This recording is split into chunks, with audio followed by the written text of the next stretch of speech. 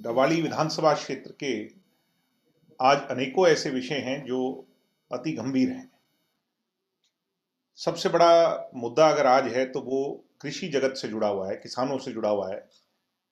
ये पूरा क्षेत्र हमारी जो पंजाबी बेल्ट है या ऊपर की जो पन्नीवाड़ा मोटा गांव से आगे की जो बेल्ट हमारी बागड़ी बेल्ट शुरू हो जाती है, इस दोनों ही बेल्ट के अंदर सबसे बड़ी समस्या अगर है तो वो पानी की है। पानी के समाधान को लेकर के समय समय पर आवाज उठती रही। आपको याद होगा डॉक्टर अजय सिंह चौटाला जी ने, विधायक जब वो यहाँ से बने थे तो उन्होंने एक ड्राफ्ट किया था और सरकार के सामने एक प्रोजेक्ट रखा था और कहा था कि अगर जब कभी मुझे अवसर मिलेगा तो मैं इस पर काम करूंगा।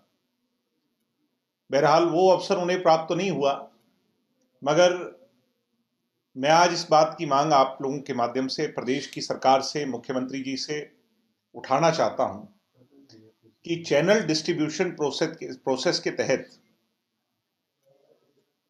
घग्गर का पानी कालावाड़ी हल्के से होता हुआ हमारे पूरी पंजाबी बेल्ट को दिया जाए। सक्ता खेड़ा गांव इधर हमारा ऊपर तक पड़ता है, इसके आगे नहर लग जाती है। सक्ता खेड़ा गांव तक पूरा आगे पीछे कालावाड़ी से शुरू हो जाए। अगर चैनल डिस्ट्रीब्यूशन प्रोसेस के तहत पूरी पंजाबी बेल्ट में पानी लाया जाए तो उससे ही हमारा भविष्य सुरक्षित हो सकता है, वरना हमारे पास कोई दूसरा चारा नहीं है। दूसरा, घग्गर के ही पानी को चैनल डिस्ट्रीब्यूशन प्रोसेस के तहत बागड़ी बेल्ट के अंतिम छोर तक, राजस्थान कैनाल तक, उस क्षेत्र तक भी लाया जाए। उसकी भी मांग पीछे उठती रही। हमने बहुत प्रयास किए, मगर पिछली सरकार में इस महकमे ने, इरिगेशन महकमे ने उसे कामयाब नहीं होने दिया। मैं आज मांग करता हूं और मुझे उम्मीद है कि प्रदेश की सरकार जागेगी, मुख्यमंत्री जी सुध लेंगे और लाखों लोग जो आज बेबस हैं, किसानी त्रस्त है, डवाली क्षेत्र को, वो जो है डवाली क्षेत्र की तरफ देखकर जो पानी हमारा वेस्ट होकर के आगे राजस्थान में जा रहा है, जिस पानी का बेनिफिट हरियाणा की जनता को मिलना चाहिए, उसको देने का काम करेंगे। डवाली और काणावाली क्षेत्र को इसका बेनिफिट मिलेगा। मैं ये मांग भी करता हूं, मुझे उम्मीद भी है। दूसरा,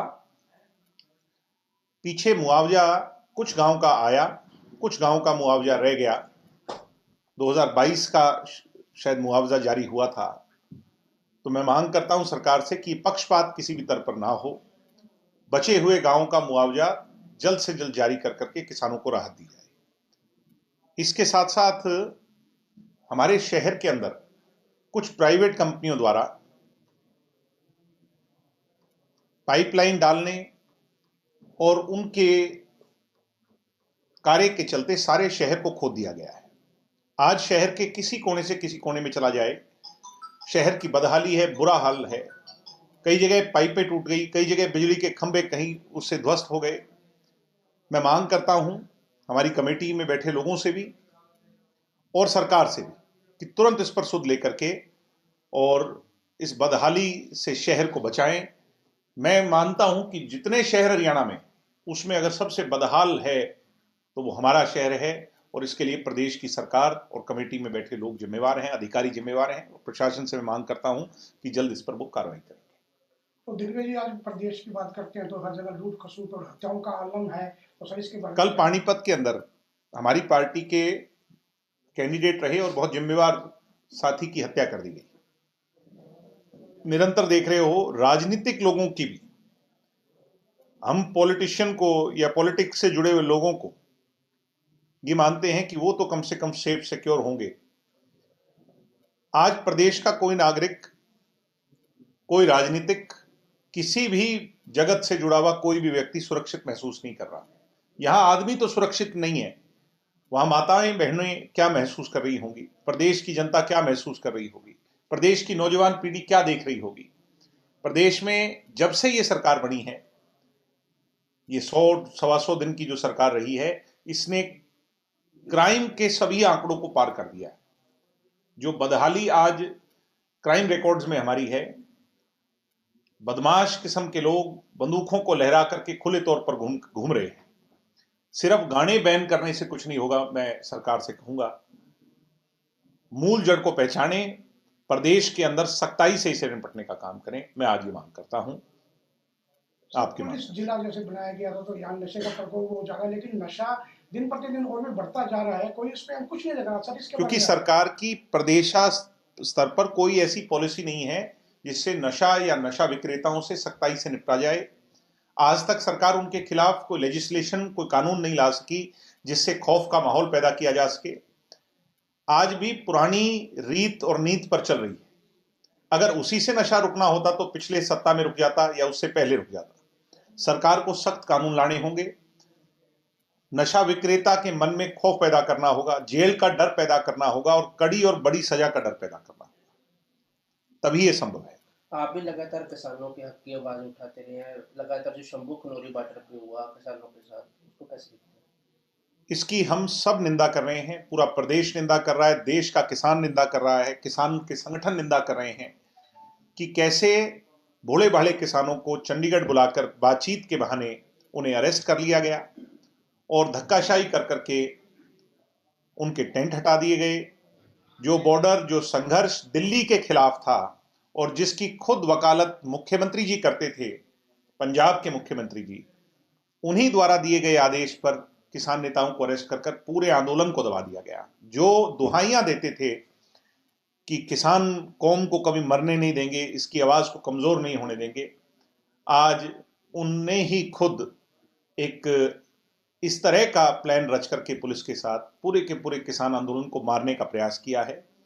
विनाश काले विपरीत बुद्धि, ये आम आदमी पार्टी और उसकी सोच और भारतीय जनता पार्टी के साथ मिलकर जो षड्यंत्र रचा है, इस ताबूत में आखिरी कील साबित होगी।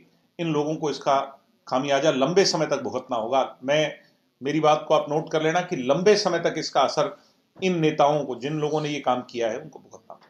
दिग्विजय जी, विधानसभा सत्र चल रहा है तो हल्का विधायक द्वारा अगर सत्र के कितने मुद्दों को उठाया जा रहा है? मैंने तो विधायक जी की आवाज ही नहीं सुनी।